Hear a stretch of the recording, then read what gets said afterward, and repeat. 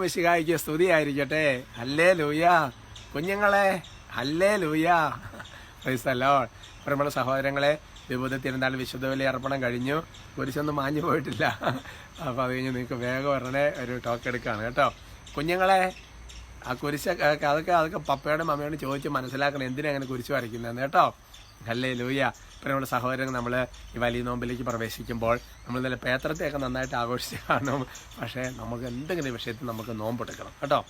അത് ഏതെങ്കിലും തരത്തിൽ നമ്മുടെ പാപങ്ങൾ, പല കാര്യങ്ങൾക്ക് പരിഹാരം, പ്രായശ്ചിത്തം അതൊക്കെ ഒഴിഞ്ഞു പോകാൻ നമ്മുടെ PDM കുറവിലങ്ങാട് എന്ന് പറഞ്ഞ ഫേസ്ബുക്ക് പേജില്ലേ, PDM കുറവിലങ്ങാട്, അവിടെ നമ്മുടെ PDMൽ ഒരു ബ്രദർ ഒരു ചെറിയൊരു ആർട്ടിക്കിൾ എഴുതിയിട്ടുണ്ട്. നമ്മുടെ പിള്ളേർ എഴുതിയിടുന്നതല്ല, നമ്മുടെ പിള്ളേരല്ലേ. നിങ്ങൾ ചിന്തിച്ച് നോക്കിയാൽ PDM എന്ന് പറഞ്ഞാൽ നിങ്ങളുടെ മക്കളാണ്, ASTM എന്ന് പറഞ്ഞാൽ നിങ്ങളുടെ മക്കളാണ്.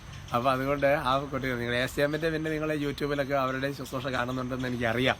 കാണുന്നില്ല, കണ്ടോണം കേട്ടോ. അപ്പോൾ ഒരു ബ്രദർ എഴുതിയിട്ടുണ്ട് ഒരു ആർട്ടിക്കിൾ, അത് വായിക്കും, ഒന്ന് സപ്പോർട്ട് ചെയ്യുക. പ്രൈസ്തല്ലോ. അപ്പോൾ അതുകൊണ്ട് പക്ഷേ നിങ്ങൾക്കൊരു ഇൻസൈറ്റ് കിട്ടും അത് വായിക്കുമ്പോൾ കേട്ടോ. PDM കുറവിലങ്ങാട് ഫേസ്ബുക്ക് പേജ് കേട്ടോ.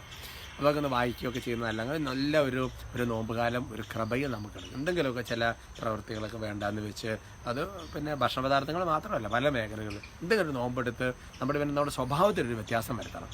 പ്രൈസ് അല്ലോ. ഞാൻ നിങ്ങൾക്ക് വേണ്ടി പ്രാർത്ഥിക്കണം, നിങ്ങൾക്ക് വേണ്ടി പ്രാർത്ഥിക്കണം. പിന്നെ സാക്ഷ്യം വായിക്കാം. ഞാൻ നല്ല ഇഷ്ടപ്പെട്ടൊരു സാക്ഷിയാണ്. പറയപ്പെട്ട ബിനോയിച്ച അച്ഛന് ഈശോ മിശിഹായ്ക്ക് സ്തുതിയായിരിക്കട്ടെ. അച്ഛാ, ഞാൻ അച്ഛൻ്റെ ഫുൾ കുടുംബാംഗമാണ്. അച്ഛൻ എന്നാ തിരുവനന്തപുരത്ത് വരുന്നേ, ഞങ്ങളെ അറിയിക്കണം, ഞങ്ങൾ വന്ന് കാണും. അച്ഛൻ്റെ കയ്യിൽ നിന്ന് സമ്മാനം, ആശീർവാദം എല്ലാം വാങ്ങും. അത് കുടുംബാംഗങ്ങളുടെ അവകാശമാണ്. പ്രൈസ്തല്ലോ. എനിക്ക് ഭയങ്കര ഇഷ്ടമായി. ഏതായാലും നിങ്ങളെ ഓരോ സ്ഥലത്ത് വരുമ്പോൾ അങ്ങനത്തെ ഒരു ശുശ്രൂഷയ്ക്ക് വരുമ്പോൾ അറിയിക്കാം കേട്ടോ. കുടുംബ പ്രാർത്ഥനയോ അടിയുറച്ച ഈശ്വര വിശ്വാസമോ ഇല്ലായിരുന്ന എന്നെയും കുടുംബത്തെയും ഒരു അടിസ്ഥാന വിശ്വാസമിട്ട് ഇന്നത്തെ നിലയിൽ എത്തിച്ചത് അച്ഛൻ്റെ ചെറിയ ടോക്ക് വഴിയാണ്. ഈശോയ്ക്ക് മഹത്വം. അച്ഛൻ്റെ ടോക്ക് 50 മുതൽ ഇന്ന് വരെയുള്ള വചനം ഞാൻ എഴുതി വയ്ക്കുന്നുണ്ട്. അച്ഛൻ അറിയോ, രാവിലെ എഴുന്നേറ്റ് ഒരു കുരിശ് വരയ്ക്കുക, ഞായറാഴ്ച പള്ളിയിൽ പോവുക, അത് മാത്രമായിരുന്നു എൻ്റെ പ്രാർത്ഥന. എന്നാൽ ഇന്ന് ഞാൻ അങ്ങനെയല്ല. പ്രാർത്ഥനയിലും ധ്യാനത്തിലും വചന വിചിന്തനത്തിലും പങ്കെടുക്കാൻ വല്ലാത്ത ആഗ്രഹമാണ്. ഇന്ന് എൻ്റെ വീട്ടിൽ കുടുംബ പ്രാർത്ഥനയുണ്ട്. മനസ്സിൽ യേശുവ എന്ന വിളി എപ്പോഴും ഉണ്ട്. അതുപോലെ എന്ത് കാര്യവും യേശുവിനോട് ചോദിച്ചും പറഞ്ഞ് മുന്നോട്ട് പോകാൻ എന്നെ സഹായിച്ചത് അച്ഛൻ്റെ ഈ ചെറിയ ഈശോയുടെ നൽകുന്ന വചനപ്രഘോഷമാണ്. എൻ്റെ മക്കളും ഇപ്പോൾ എന്നോടൊപ്പം ഈശോയിലേക്കുള്ള പാതയിലാണ്. അവർക്കിപ്പോൾ ദൈവം എന്ന രീതിയിലല്ല, ഒരു നല്ല കൂട്ടുകാരൻ എന്ന രീതിയിലാണ് അവരുടെ പെരുമാറ്റം. അവർക്ക് എന്തെങ്കിലും വാങ്ങണമെങ്കിൽ അമ്മ ഈശോയോട് ചോദിക്കാമ്മ, സമ്മതമാണ് ചോദിക്കാമ്മ എന്ന് എന്നോട് പറയും. നോക്കിയേ അല്ലേ, ഈശോയെ എന്നോട് പറയും. എല്ലാ കാര്യത്തിലും ഞങ്ങളിപ്പോൾ അങ്ങനെയാണ് ജീവിക്കുന്നത്. പ്രാർത്ഥിക്കുമ്പോൾ ഞാൻ ചിലപ്പോൾ വിചാരിക്കും, ഞാൻ അന്ധയായിരുന്നെങ്കിലെന്ന്. കണ്ണു വഴി പ്രാർത്ഥനയുടെ ശ്രദ്ധ മാറിപ്പോകില്ലല്ലോ എന്ന്. നോക്ക്, ഉൾക്കണ്ണിൽ യേശുവിനെ മുഴുവൻ എനിക്ക് കാണാനായിരിക്കുന്നത്. അച്ഛൻ, ഞാനൊരു സാക്ഷ്യം നൽകാൻ കത്തെഴുതുന്നത്, വർഷങ്ങളായി ജോലി നഷ്ടപ്പെട്ട എൻ്റെ ഭർത്താവിനും സഹോദരങ്ങൾക്കും ജോലി തന്ന് സഹായിച്ചു. അച്ഛൻ്റെ ടോക്ക് 302 കേട്ട് പ്രാർത്ഥിച്ചതിൻ്റെ ഫലമായിട്ടാണ് ഇത് നടന്നത്. അതുപോലെ വർഷങ്ങളായി വിൽക്കാൻ സാധിക്കാതിരുന്ന കുടുംബത്തിൻ്റെ ഒരു വീട് ഒരു തടസ്സവും കൂടെ പെട്ടെന്ന് വിൽക്കാൻ സാധിച്ചു. എൻ്റെ മകൾക്ക് MBBS സെക്കൻഡ് ഇയറിന് പോർഷൻസ് ഭയങ്കര പാടായിരുന്നു. അച്ഛൻ 1220 ടോക്ക് കണ്ട് പ്രാർത്ഥിച്ചു. അവൾക്ക് ഫസ്റ്റ് ക്ലാസ് നൽകി കർത്താവ് അനുഗ്രഹിച്ചു. ഇതുപോലെ ചെറുതും വലുതുമായ എല്ലാ ആവശ്യങ്ങളും ഈശോ നടത്തിലേക്ക് തരിക.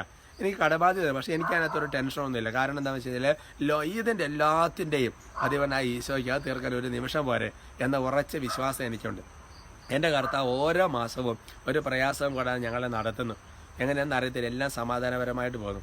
അച്ഛനോട് എനിക്ക് ചെറിയ കുശുമ്പ അസൂയൊക്കെ ഉണ്ട്. ഈ ടോക്ക് കേട്ട് എത്ര ആത്മാക്കളാണ് നേടുന്നത്. എനിക്കും വേണം അങ്ങനെ ആത്മാക്കളെ നേടണം. എൻ്റെ പിതാവിൻ്റെ മുഖം എനിക്ക് കാണണം, പരദീസയിൽ എത്തണം, ഞാൻ ആഗ്രഹിക്കുകയാണെന്നൊക്കെ പറഞ്ഞിട്ട് സാക്ഷി എഴുതി അറിയിക്കുകയാണ്. Praise the Lord. അല്ലേ, എന്തൊരു ദൈവകൃപയാണ് എൻ്റെ പ്രിയപ്പെട്ട സഹോദരങ്ങളെ.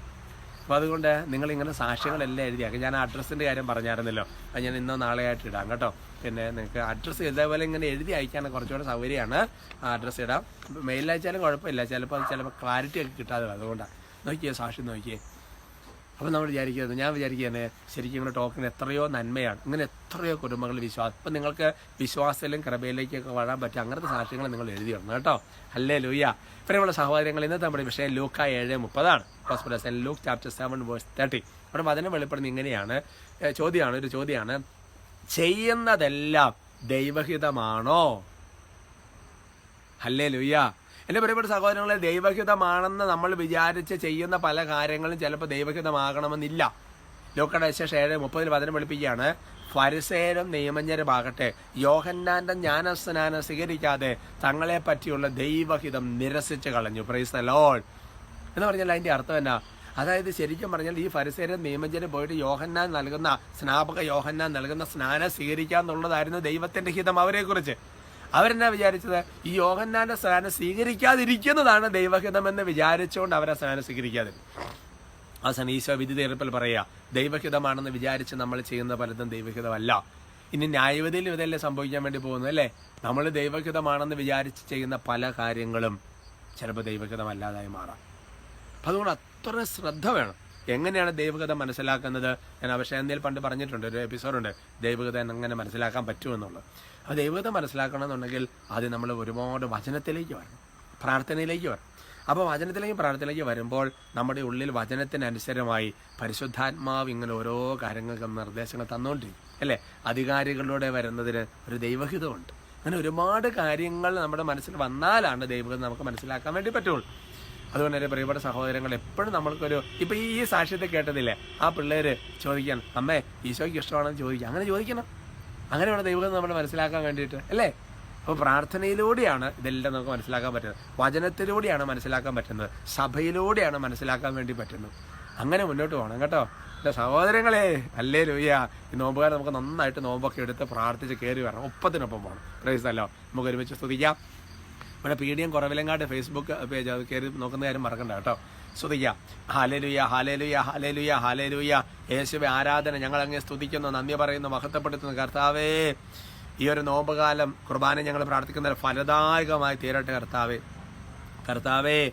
കർത്താവെ പ്രത്യേകിച്ച് ഇങ്ങനെ ഇറച്ചി, മീൻ, അങ്ങനത്തെ ഭക്ഷണ പദാർത്ഥങ്ങൾ, മധുരമുള്ളത് അങ്ങനെയൊക്കെ ഉപേക്ഷിക്കുന്ന, ചായ, പാൽ അങ്ങനത്തെ ഉപേക്ഷിക്കുന്ന ആ ഒരു ലെവൽ പരിഹാരം ചെയ്യുന്നവർക്ക് കർത്താവെ അത് ചെയ്തു വഴി ഒരുപാട് ശരീരത്തിൻ്റെ പ്രവണതകളെ അതിജീവിക്കാനും ലോകത്തിൻ്റെ പാപത്തിന് പരിഹാരം ചെയ്യാനും സാധിക്കണം. അതുപോലെ തന്നെ കർത്താവെ മനസ്സിൻ്റെ മേഖലയിൽ പരിഹാരം ചെയ്യുന്നവർക്ക് അതിനൊരു കൃപ. കർത്താവെ ഇഷ്ടമില്ലാത്ത കാര്യങ്ങൾ ചെയ്യാൻ, കർത്താവെ അങ്ങനത്തെയൊക്കെയുള്ള മനസ്സിൻ്റെ ഒരുപാട് ആഗ്രഹങ്ങൾ അടക്കാൻ, വേണ്ടാന്ന് വെക്കാൻ, പാപപ്രവണതകൾ ഉപേക്ഷിക്കുന്നവർ, അങ്ങനെ ഓരോ മേഖലകളിലും ആത്മാവിൻ്റെ പരിത്യാഗം എടുക്കുന്നവർ, കർത്താവായ ദൈവ പ്രാർത്ഥനകളൊക്കെ കുറച്ച് നന്നായി ചെല്ലാൻ തീരുമാനം എടുക്കുന്നവർ, അങ്ങനെ വെളുപ്പിന് എഴുന്നേറ്റ് അരമണിക്കൂർ ബൈബിൾ വായിക്കാൻ തീരുമാനം, അങ്ങനെ ഓരോ മേഖല എടുക്കുന്ന എല്ലാവർക്കും അതിനുവേണ്ടി കൃപ നിറയട്ടെ കർത്താവ്. എന്നെ നിമിന്ന സാക്ഷ്യത്തിൽ കേട്ടതുപോലെ ഈശോയോട് ചോദിച്ചും പറഞ്ഞും ദൈവഗതം ചോദിച്ച മുന്നോട്ട് ഇവർ കൃപ ലഭിക്കട്ടെ. നിങ്ങളെ ശല്യപ്പെടുന്ന എല്ലാ ദുഷ്ടാരും ഞാൻ യേശു നാമത്തിൽ ബന്ധിക്കുന്നു. കർത്താവിൻ്റെ കൃപ ഈ നോമ്പുകാരൻ നിങ്ങളെ താങ്ങട്ടെ, ഇപ്പോഴും എപ്പോഴും എന്നേക്കും. ആമേൻ.